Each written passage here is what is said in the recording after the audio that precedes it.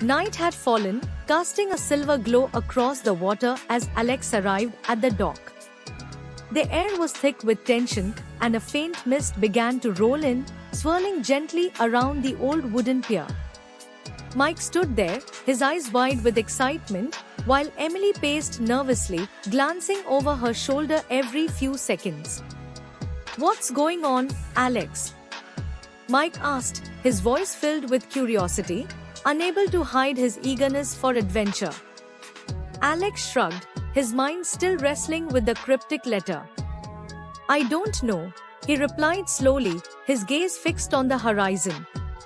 "But I have a feeling it's big, bigger than we think." Emily stopped pacing and frowned. She clutched her jacket tightly around her, her voice barely above a whisper.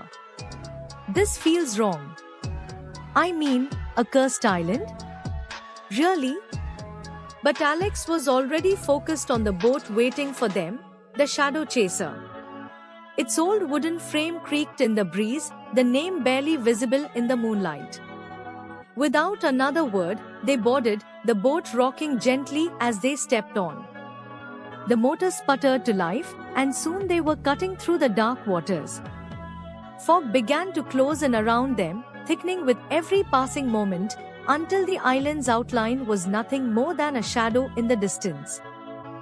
The boat nudged against the shore, and the group stepped onto the cold, rocky beach of Shadow Island.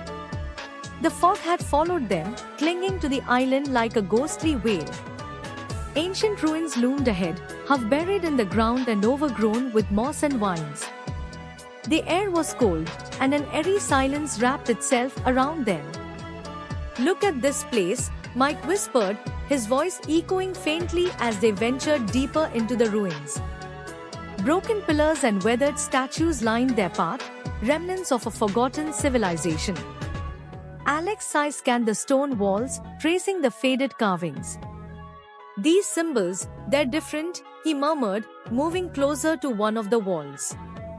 His fingers brushed against a strange mark, a crescent moon with an arrow pointing inward. "Is that some kind of symbol for the curse?" Emily asked, her voice trembling with unease. Before Alex could answer, the wind picked up, and with it came whispers, faint, distant voices carried through the air, as if the island itself was trying to speak to them. They all froze, listening. What was that?" Mike stammered, his eyes wide. "Quiet," Alex whispered, "listen." The whispers grew louder for a moment, then faded again into the silence, leaving behind a chilling emptiness. The path led them away from the ruins and into a dense, twisted forest. The trees grew taller here, their branches knotted and tangled like fingers reaching out of the earth. Shadows moved around them, and even though it was only dusk, the forest seemed to swallow the light, leaving them in near darkness. "This place is creeping me out," Emily muttered, her eyes darting nervously from tree to tree. "Why does it feel like we are being watched?" The ground beneath their feet was uneven, covered in fallen leaves and twisted roots. As they moved deeper into the forest, the sound of their footsteps seemed to vanish, absorbed by the heavy silence.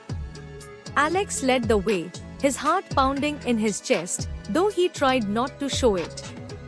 Suddenly, a twig snapped nearby.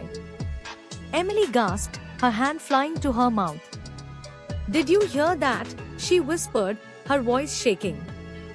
"It's just the wind," Alex said, though he didn't sound convinced. His eyes scanned the trees, searching for movement. Another snap. This time louder. Out of the darkness, a figure emerged, its silhouette barely visible through the mist. They all froze, unable to move as the shadowy form stepped closer, revealing itself.